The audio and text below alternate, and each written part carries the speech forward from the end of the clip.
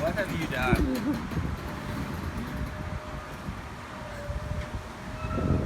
Oh my gosh. What have you done? There are many vehicles that one could save from an ill-deserved fate at the Copart auction lots. Choices range from exotic imports, rare collectibles, and unassuming sleepers to the ordinary and mundane. I went for something that encompasses all the criteria for a great project car. That's right, a Nissan Quest. Now, this is no ordinary minivan. Oh no. This is a very rare bird here in the United States, where only around 80,000 of the E52 chassis types were sold. 80,000 might sound like a lot, but compared to 1.12 million units of the third-gen Nissan Altima, or over 1 million Ford F-150s year after year, you start to see that 80,000 over an 8-year production period is not a very large number. There was a time when the minivan ruled the roads in America, before the lumbering CUVs started to multiply like rabbits. The minivan was the go-to for every soccer mom, journeyman, and anyone who needed to transport more than 4 people at a time.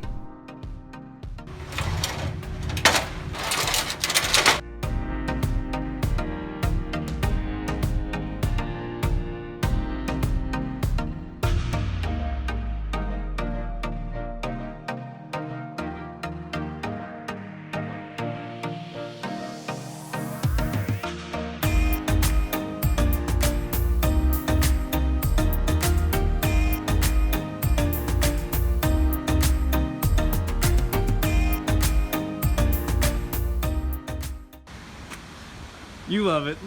What have you done? You love it. I'm going to show you the best part about this. You know it's full-on JDM when you cannot read the markings on the battery. That's not English. Or on the airbox. Okay, so this is what you got. Are you excited? What have you done? What were you thinking? I wasn't. Where's... Have you driven this thing? Yeah. It's nice. You drove this? I drove this. How does this thing ride? Really nice. Have I ever told you you are just crazy? Oh my gosh. Oh my gosh. You have no doors. You know that? It's the beauty of it. This could be pimping though. I mean, if you had this with no doors, just driving down the road, like... Jeep Wrangler style? Yeah, Jeep Wrangler style. It's just the open top, open doors. This thing could be cool, I think. This thing could be really cool, actually. We'll give it a go. Okay, so do you already have the fascias on that you want? No. We need a little help from internet land, hopefully, Okay. to get some fascia. You are a nut. You know that, right? Yes. I don't know. So, how did you get this? Did you like know people that know people? And you're like, Internet auction. I can get you. Sight unseen. Why finish one project when you can get so far in one project and then you can start a whole new awesome project? Absolutely. Modify! These are the images that came straight off the Copart's website. From what I could see, the van didn't look terrible. In fact, it looked very fixable. Sure, the front fender was missing and the driver's side doors were crushed, but fenders can be bought and doors can be found at salvage yards. As for the rest of the images, everything pointed to signs that this vehicle had been well taken care of, and with only 78,000 miles on the clock, this second-gen VQ35DE would have plenty of life left in it.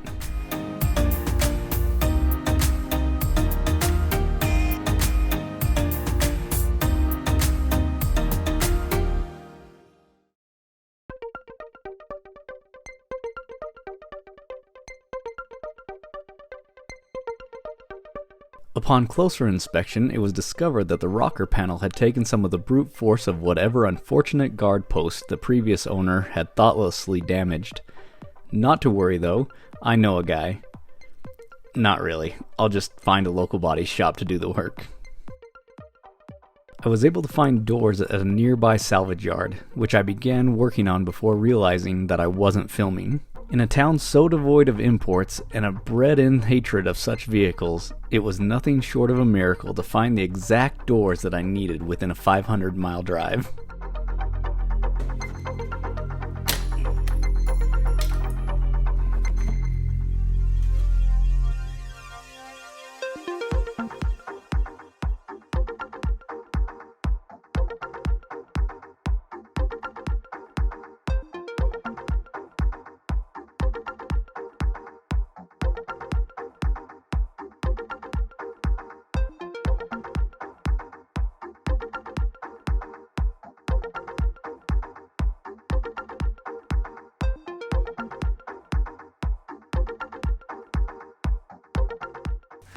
There is a reason that only crazy people like me do this kind of stuff.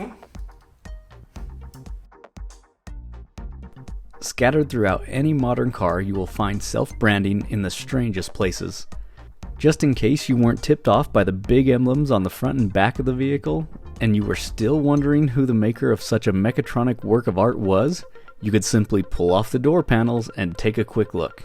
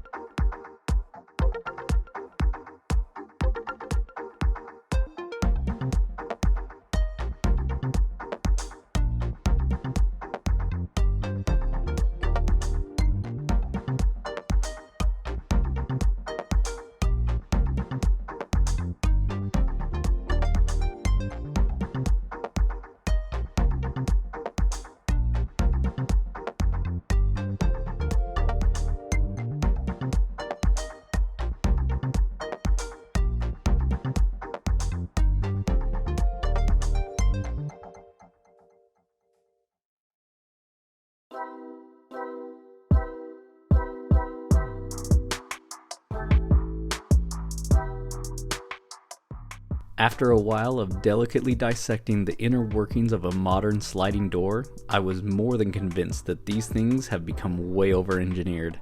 Wires, latches, sensors, speakers, cables, circuit boards, motors, and mechanical mechanisms, and everything crammed into a space not much bigger than a lawyer's briefcase.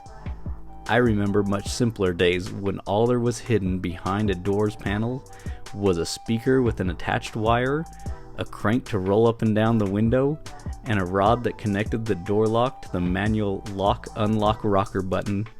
I do appreciate all of the modern creature comforts that we all enjoy. It is nice not to have to reach behind you to roll down the rear windows. I guess it is up to each individual to decide what the acceptable level of complexity is for their specific needs and then purchase a vehicle accordingly. Sometimes you just have to take the good with the bad.